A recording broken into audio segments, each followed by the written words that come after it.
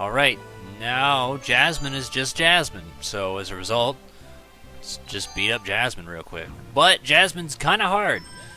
She's really, really smart and way more strategic than you'd think. So I'm not going to be surprised at all if it takes me more than one attempt. And she's a lot smarter with her steel types this time. So the main draw here is she will do Sunny Day and Steelix. So this way you can't use water to try and take out her Steelix. But the thing is, Steelix is also a ground type, which is going to make killing it with fire a little bit hard because it's, you know, fuck you, it's a steel type.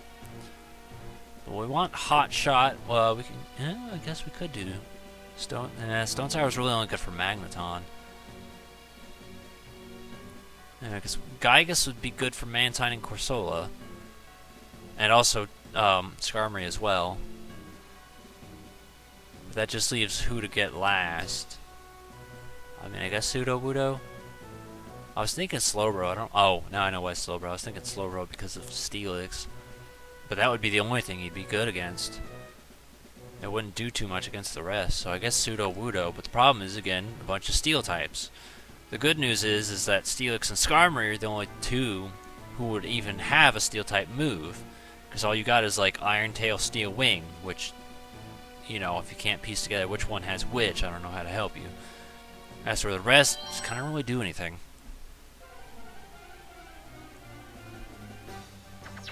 And yeah, check out what they did to her gym.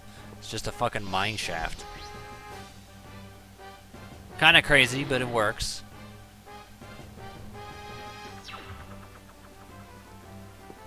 They prettied it a lot up. They prettied it up a lot better in the remake.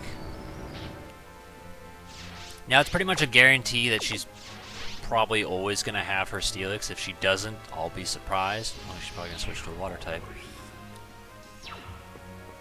Who we got?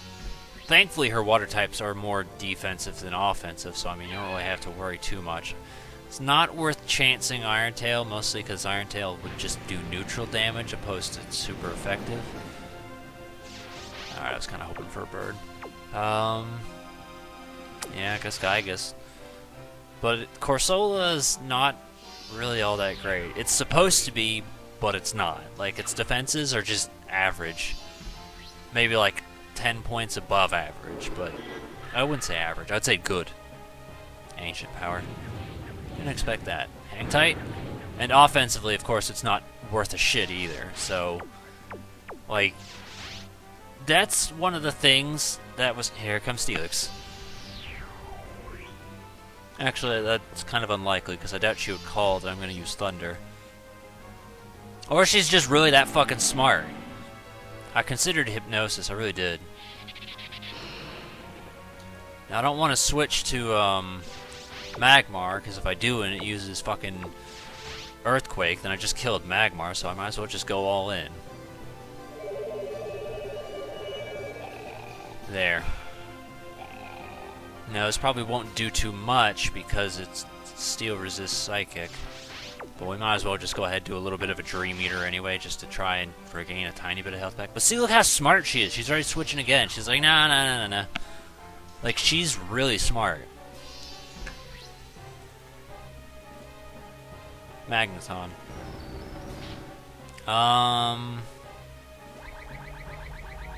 Like, I considered using Hypnosis again. I did, but I was like, nah, I don't want to use Hypnosis and her not switch and me waste a turn. If it uses Thunder, though, I mean, I could always just try Hypnosis again. I feel like the odds, because it programs it where you can't have everyone asleep. And unfortunately, Stone Sour is not enough to, he's not immune to electric.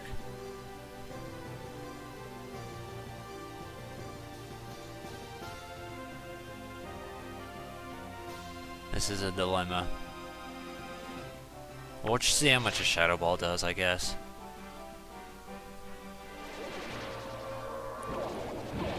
The second you get something down, you can start to see the pieces coming together, and that's what's the tricky part. Because it's this constant game of switching Pokemon until something happens, and it's like... I wanted to switch to Stone Sour, but it's like, yeah, but like, what's the good in that if she's just gonna, like, destroy me, you know? That's why I'm trying to think. I'm like, what's the best way? Because if I switch, then she switches, then it's just like nothing really happening there. I'm sure he can take this. He should be fine. I was honestly more worried about him taking it and getting paralyzed instantaneously, but I guess him taking it and then not getting a turn to attack is a little bit of something too, because he's definitely slower than a Magneton. Which that's one down. Now she's going to be more likely to send out her Corsola, which is unfortunate because I'm not really sure which of the two is going to be faster.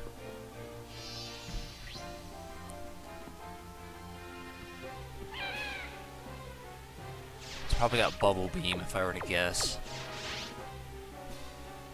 Oh, we are faster. Well, that's good. I wasn't sure.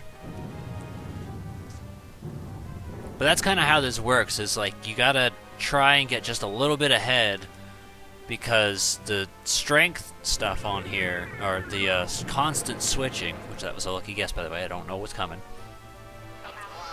The constant switching makes this a challenge. Now here's what sucks. We can't bargain on something. I mean, I guess I could try. Like, that's just it. If I use Sunny Day, it's not going to matter because she's going to use Ancient Power. If I use Flamethrower, it's not going to matter because, like, it's quad resistant. If I use Strength, it's not going to matter because it's Rock. So Iron Tail is really my only option, but that's kind of low accuracy, right? 75. So, like, I'm kind of in the shitter right now. I just got to hope that this hits. Thankfully, that hit. Now all she has is a Sleeping Steelix. Now I'm not going to chance Sunny Day because I don't want to do that and then it wakes up and then uses Earthquake. I'm going to take full advantage of the fact that it's asleep and then go for it like that. Like, on top of that, Sunny Day, although being helpful and boosting, it's not going to be... Sometimes it's more worth it to do Flamethrower 2 times in a row than Sunny Day plus Flamethrower. So I might as well just do that. Wow, that really lucked out. Like, I didn't think it was going to do that much damage, but it did. So, there you go. We luckily beat it on our first try, but you can see how smart she is.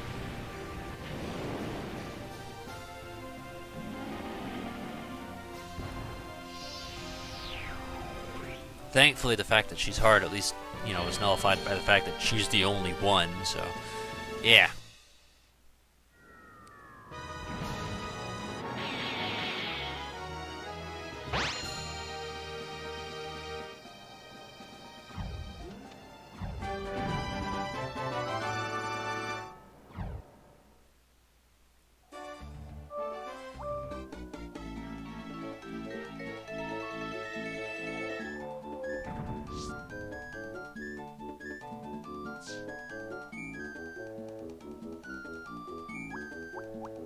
This is what I was curious about, the day shifting thing, because it does progressively get to night, but I thought it would be like a little bit more obvious. It also doesn't make sense to me that these guys are right here, because it would make more sense for them to be after Price.